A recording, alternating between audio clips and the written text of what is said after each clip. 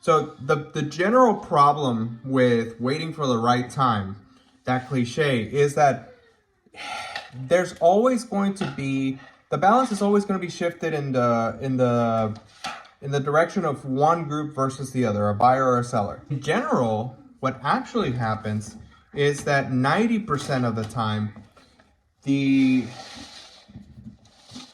no matter what the market conditions are, the ones that benefit the most are actually the banks. So yes, there's going to be sellers markets, there's going to be buyers markets like what we're in now, but you need to understand that no matter in which way it's shifted, you're not the ultimate winner in any market whatsoever, right? So the ultimate point is to get in the game or sit in the sidelines and throw the money away. So the way our system is set up, we have a system for borrowing that is stacked against you, in the sense that ultimately the lien holder, the person that lent you the money, they have a lien that doesn't allow you to 100% own the property unless, of course, you've paid it off. Even the lenders themselves, sometimes they have to borrow money at, for example, at 5% to lend it to you at 7%. So even then, the system is winning. The bigger banks are winning. The people that are issuing the money are winning. Then you have things like property taxes, which, it could be argued that it benefits everyone with public services, road improvements, plumbing, all the things that property taxes pay for. But again, that money doesn't go to you. And if you define winning by saving as much money as humanly possible, then both rent and home ownership, neither one of those things benefit you as much as being the county receiving the taxes, right? So that's another way that you're not the only one that's winning. And then there's tangible things that drive demand, which drive prices. And then there's intangible things that lead to the kind of market that we have now, which then drives demand down. And then, so you as a homeowner or a tenant, you're never really in control, and you're never really 100% beneficiary of real estate. However, it's better to be in the game than not to be in it. So what's my biggest point here with all this rambling? We still need a place to call home, right? And the best that we can do in a situation where you still need the place to call home is to play the game, and you define some of those rules, right? And what do I mean by that? Buy the home that's going to get you to the home of your dreams, or buy the home of your dreams, or buy a trophy home. You define what that success is, right? What that success in being a homeowner is.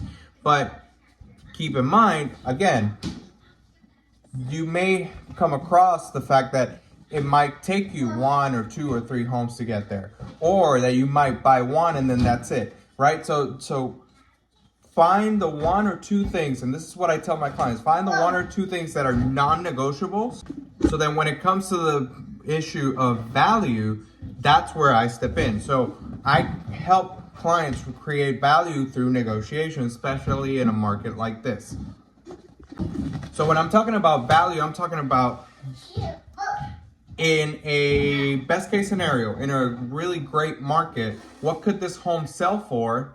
And how much lower than asking can we get it for? So that way, when you walk into some of that difference, some of that equity, which in hopefully 2 to 3 years from now, when we're hopefully back in a better market, you could either sell or refinance and get some of that money back.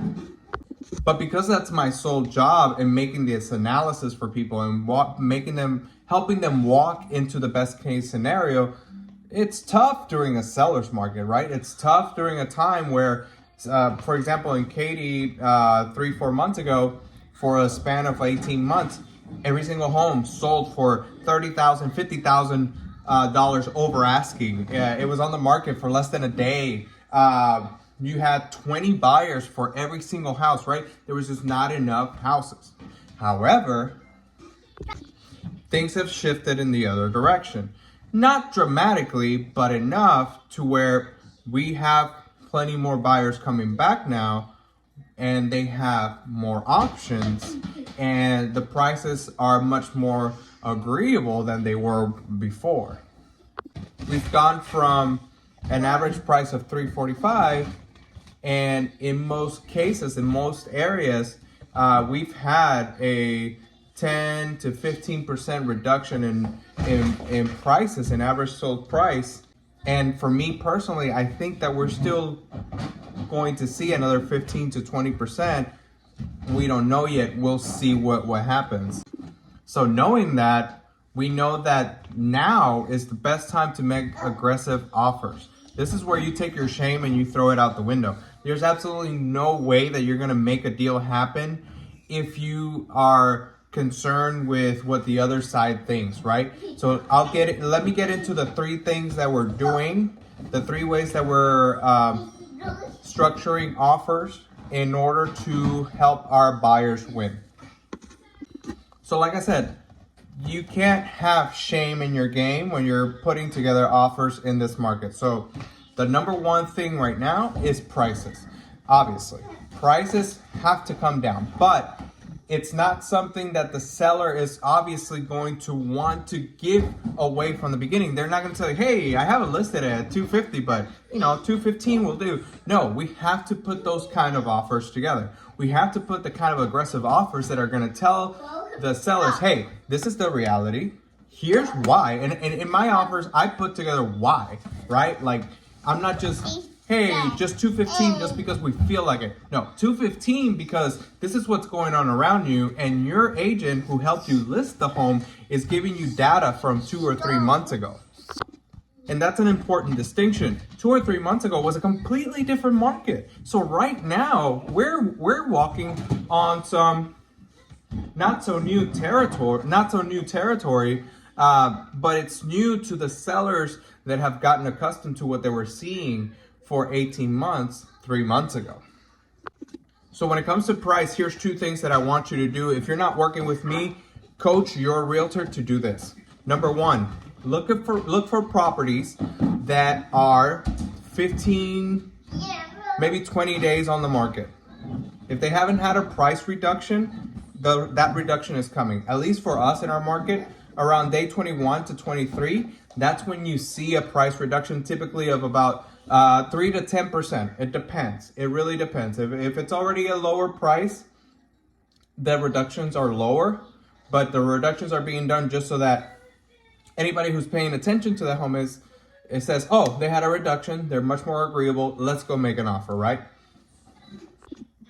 Number 2, if they haven't had a reduction and they're coming up on day 21, 22, or 23 of being on the market, shoot an offer 10 to 15% lower than what they're offering. That's where usually they're landing anyways. Make that offer now. Keep in mind, however, they might not be agreeable to it, but at least it starts the conversation. They know you're serious. They just know that you understand the market, and they know that dealing with some crazy person coming off the street just shooting random numbers. Seller concessions, that's number 2. That's what we're working with. So seller concessions are essentially, it's money back from the seller off of the total amount that you're offering. So for example, the latest one we had, still hasn't closed, is the home. I looked at the comparables or comps. I looked at the comparables, and that home could sell at $260, adjusted for a slower market. They're listed at $250.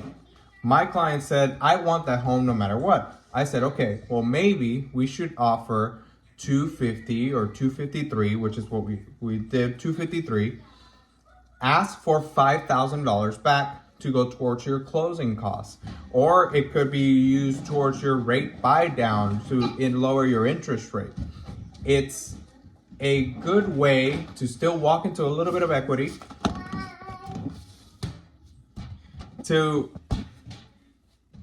walk into a little bit of equity, to walk into it with much less money out of pocket, and everybody wins. Everybody gets what they want. The only caveat is you're still paying the mortgage on that 250, 253.